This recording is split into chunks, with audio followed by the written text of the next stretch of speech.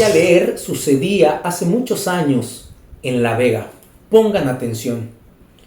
El cuidado de los pacientes dementes dependía en muchos casos de curanderos, como en el caso de la vieja Catán, que residía en Santa Ana, provincia La Vega, que se dedicaba solamente al cuidado y curación de pacientes dementes. Era una mujer alta y de fuerte contextura, que tenía una casa para tratar a esos pacientes y a quienes todos los días llevaba a bañar al río Cenoví, en un sitio que recibió el nombre de El Charco de los Locos. Para llevar los pacientes al río se hacía auxiliar de sus hijos, que usaban fuetes y garrotes. Cobraba bastante dinero por su tratamiento, que incluía ensalmos, oraciones y un remedio secreto. Empecemos por definir qué es la esquizofrenia. La esquizofrenia es un trastorno mental grave que puede presentarse tanto en hombres como en mujeres. Esta condición afecta la forma en cómo una persona piensa, se siente y actúa, lo que puede llevar a pensar que las personas con esta condición han perdido la capacidad de distinguir entre experiencias reales e irreales. Esto puede hacer difícil que la persona con esquizofrenia desempeñe sus actividades de la vida diaria de forma normal. Además, puede afectar la relación con su familia, amigos y en el trabajo. Lo más frecuente es que la esquizofrenia aparezca al final de la adolescencia o entre los 20 y los 30 años. Y en los hombres suele manifestarse más temprano que en las mujeres. Como se pudieron dar cuenta, este especialista define muy bien lo que es la esquizofrenia. Y esto es a propósito de este lamentable hecho que sucedió días atrás en el sector de Naco. Un acontecimiento que cimbró a la sociedad dominicana por la forma y por lo que sucedió esa tarde. Y esto también, de alguna manera, llamó más la atención porque se trata de una mujer que perdió la vida y que es hermana de la esposa del hijo mayor del expresidente Hipólito Mejía. Esto hizo que la sociedad volteara más a ver lo que había sucedido en ese edificio en Naco. Obviamente aquí no importan los apellidos, no importan los nombres. Lo que importa es que lamentablemente una mujer perdió la vida. Esto tiene su trasfondo y les voy a explicar por qué yo digo que este joven de 30 años, Andrés Pumarol Fernández, no fue quien le quitó la vida. Porque hay cosas que la gente obvia, que la gente no analiza a profundidad y solamente les es muy fácil decir: este joven de 30 años tenía varios años padeciendo problemas psicológicos o psiquiátricos. Los padres de este joven, que por cierto también uno de ellos, el padre, fue herido por su propio hijo, dieron una nota de prensa diciendo que su hijo tenía varios años en un tratamiento psicológico. Ya los medios electrónicos de información están manejando que se trata de esquizofrenia. Por eso fue que les quise poner este video al principio, para que a ustedes les quede muy claro de qué se trata esta situación, que lamentablemente muchos jóvenes en República Dominicana están sufriendo de eso. Y por eso es que les voy a explicar por qué este joven no le quitó la vida. Hay un giro inesperado aquí. Pero veamos, señores, para ponerlos en contexto y lo que no saben. En días pasados, a las 4 de la tarde, se recibe una llamada del 911, la policía se mueve, llegan hasta el sector de Naco, a un edificio, y se dan cuenta que este joven, Andrés Pumarol Fernández, de 30 años, decidió tomar un arma blanca, bajar de su apartamento ir piso por piso, tocar la puerta y que cualquier persona que abría esa puerta era atacada por él. Eso dicen las autoridades de República Dominicana. Eso dice el vocero de la policía, Diego Pesqueira. Eso fue lo que nos presentaron desde días atrás.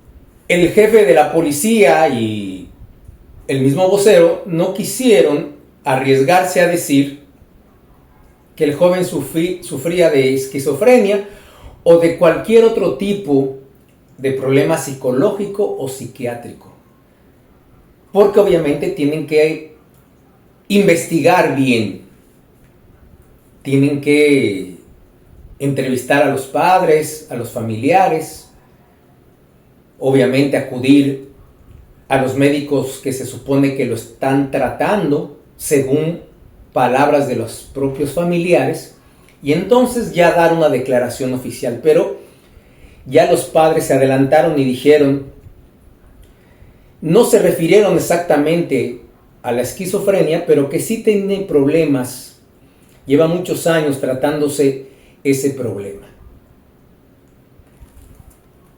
La persona, la mujer que pierde la vida, una persona de 70 años, que a mí me llama muchísimo la atención porque ella es Yolanda Jandal Abugabil, de 70 años. Y 5 personas más fueron lesionadas con esta arma blanca por este chico de 30 años, Andrés Pumarol.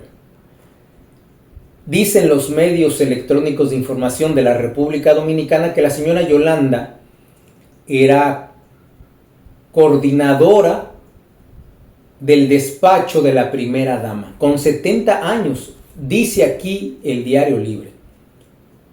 70 años, ¿eh? Ahí vimos a la alcaldesa Carolina Mejía muy afectada, precisamente porque era, pues digamos, familiar, ¿no? Se conocían, había cierto cariño porque, insisto, era la hermana de la esposa del hijo mayor de Hipólito Mejía. Esto fue lo que pasó. Entonces, veamos, señores. Lamentablemente, en República Dominicana, primero, según las investigaciones que hice, informaciones oficiales, hasta el 2013, República Dominicana contaba con 178 psiquiatras, 272 psicólogos con maestría, 138 enfermeras psiquiátricas, 12 trabajadores sociales y 18 terapistas ocupacionales al servicio de los centros psiquiátricos dominicanos. Para un país de 10 millones de habitantes o un poco más, no tomen en cuenta ni a los chinos, ni a los haitianos, ni nada. Vamos, es más, creo que en el último censo dominicano solamente son 11 millones ya, 11 millones de dominicanos. 178 psiquiatras me parecen pocos, pero tiene una razón de ser, y esto es cultural de la República Dominicana. Por eso digo que ese muchacho no le quitó la vida. Quien le quita la vida a esa persona, quienes son los responsables directos, digamos, de que se haya suscitado este hecho, primero es la familia. El padre, la madre, la gente que estaba al cuidado de ese muchacho de 30 años. Porque desde muy temprana edad, este tipo de condiciones se identifican. Desde hace muchos años, este joven estaba bajo un tratamiento. Este tipo de situaciones que le suceden a la mente de un ser humano, que pierde la noción de todo, como bien lo dijo esa especialista, empiezan a tener alucinaciones, empiezan a oír voces, empiezan a crear realidades que no existen, que solamente está en su mente. Eso puede aflorar en cualquier momento del día o de la noche. Sabiendo eso, los padres se tienen que tomar un cuidado mucho más especial, con mucho más precaución, más alerta, porque este muchacho en cualquier momento podía haber hecho eso u otras cosas peores, porque ni los psiquiatras con medicamentos podrían controlar eso. Ese muchacho tenía una condición donde él no es el que domina sus pensamientos, él no domina sus acciones. Él tiene esa condición. Él depende de otras personas para que él pudiera tener, dentro de esa esquizofrenia, poder tener una vida lo más normal posible. Pero la familia debía estar muy consciente que no podía estar descuidando a ese muchacho. Por otra parte, la sociedad en República Dominicana, cuando personas así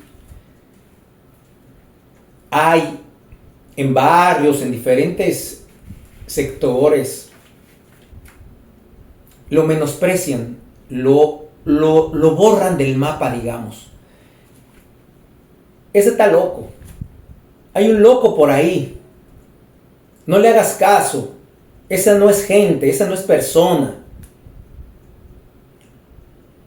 Y tratan de que con las palabras, con la negación, esa persona se borre físicamente. Y no es así.